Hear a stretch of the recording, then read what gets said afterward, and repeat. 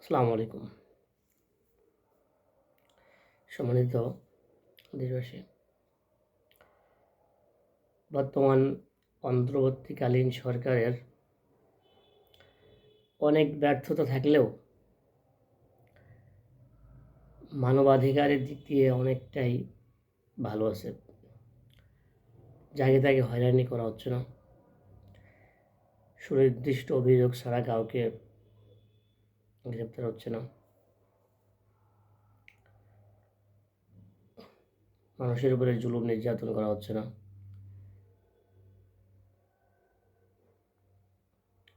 আলহামদুলিল্লাহ, এদিক দিয়ে আমাদের দেশ বর্তমানে এই মুহূর্তে অনেকটা শান্ত, ভালো।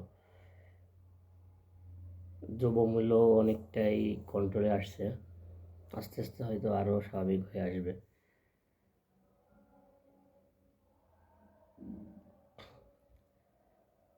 সংস্কার চলতেছে, হয়তো 1 বছর বা 1.5 বছর সময় লাগতে পারে। আমরা যদি সবাই, সকল রাজনৈতিক দল মত নির্বিশেষে বর্তমান সরকারকে সহযোগিতা করি, তাহলে একটা ভালো কিছুই সম্ভব। হিংসা বিদ্বেষ ভুলে পরস্পরের উপর দোষারোপ বাদ দিয়ে দেশ গঠনে মনোযোগ দিই। সবাই তার নিজ নিজ জায়গা থেকে দেশ সেবা করি, মানুষের সেবা করি, মানুষের পাশে দাঁড়াই। দেশকে ভালোবাসা মানে তো দেশের মানুষকে ভালোবাসা। দেশের প্রত্যেকটা প্রতিষ্ঠান, সব কিছুকে ভালোবাসতে হবে। আমার সন্তান কোথায় যাচ্ছে, কি করতেছে, নৈতিকতা শিখতেছে কিনা,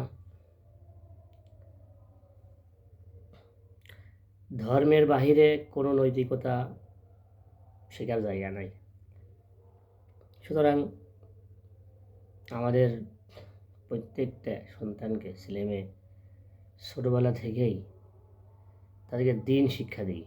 যে যে ধর্মের আছেন সবাইকেই ধর্মীয় মূল্যবোধ শিক্ষা দিই, ইসলাম শিক্ষা দিই। অন্যান্য ধর্মের যারা আছে তারা তাদের ধর্মকে শিক্ষা দিই। কোনো ধর্মেই আসলে মানুষকে খারাপ কিছু শেখানো হয় না। এজন্য মূল্যবোধটা পরিবার থেকেই শিখুক, যাতে আমার সন্তান মানুষ হয়, মানুষের কল্যাণে কাজ করতে পারে। অন্যের কল্যাণ করাই নিজের কল্যাণ।